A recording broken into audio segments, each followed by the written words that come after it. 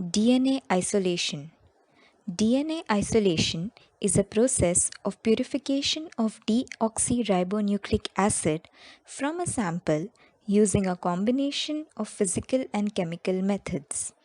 Methods used to isolate DNA are dependent on the source of sample, age, and size of the sample.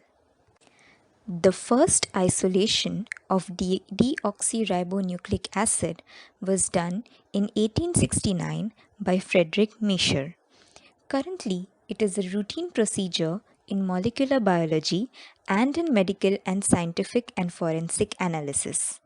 The DNA extraction process frees the DNA from the cell and then separates it from cellular fluid and proteins, so you are left with pure DNA.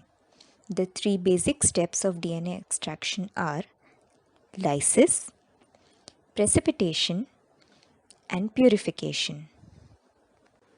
Several different mechanisms of DNA extractions are chemical based, phenol chloroform method, enzymatic method, solid phase DNA extraction, and DNA extraction by magnetic beads. The isolation of DNA usually begins with the lysis of cells or tissues in order to break the cell membrane and allow the release of cellular components. The nucleic acids are purified from the protein nucleic acid complex by phase separation with a mixture of organic solvents, namely chloroform, and the DNA is precipitated by adding a high concentration salt such as sodium chloride and ethanol and isopropanol.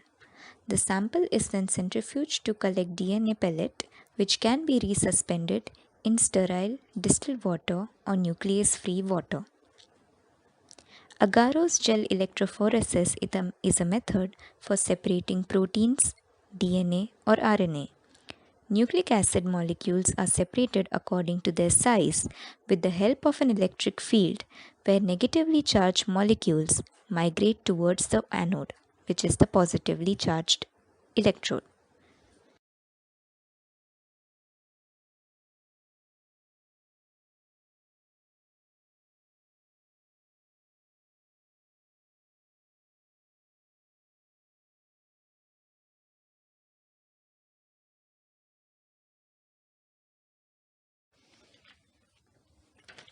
We will start our experiment by homogenizing the tissue sample with the help of a mortar and pestle.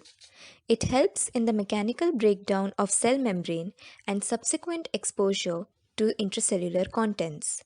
The homogenized tissue is then transferred to an Eppendorf tube with the help of a micropipette.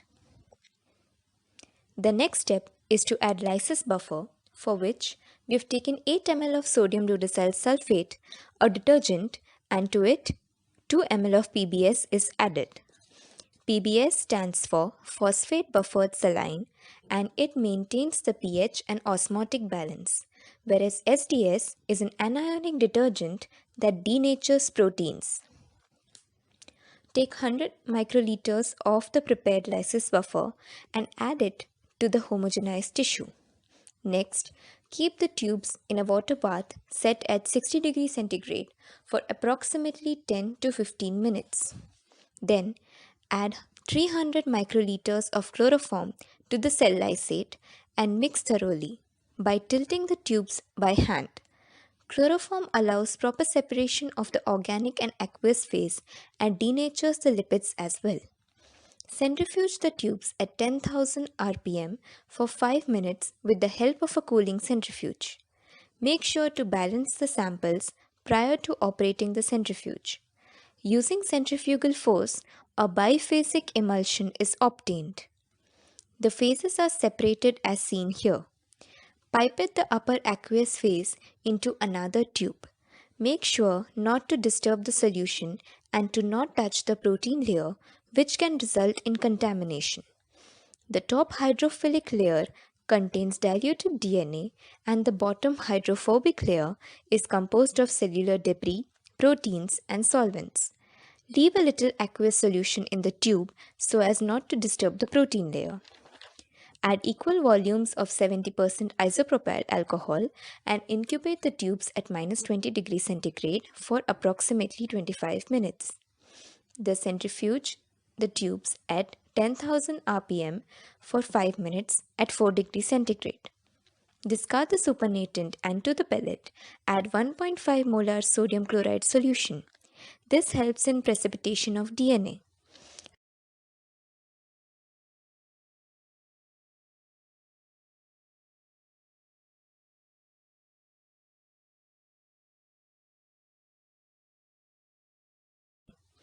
Resuspend the pellet in the solution until fully dissolved.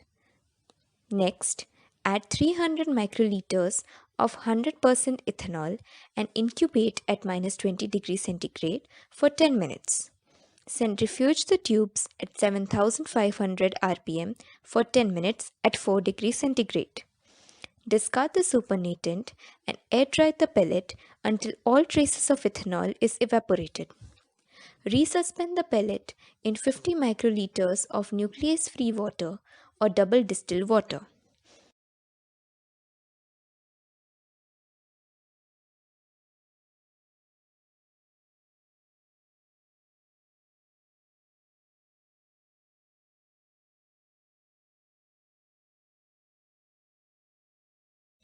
The presence of DNA in the sample can be checked by performing agarose gel electrophoresis.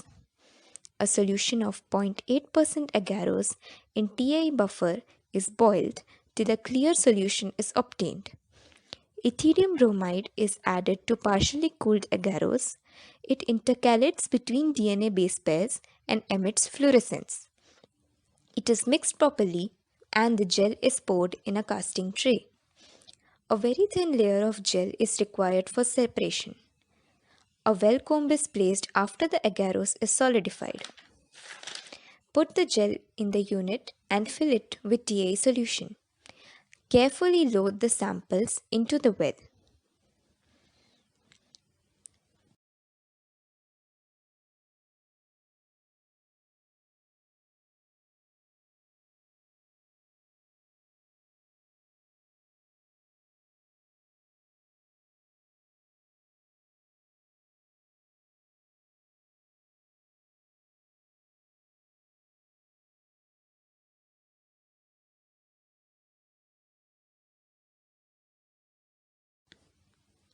Then run the unit at 80 to 150 volts until the dye line is around 90% of the way down in the gel.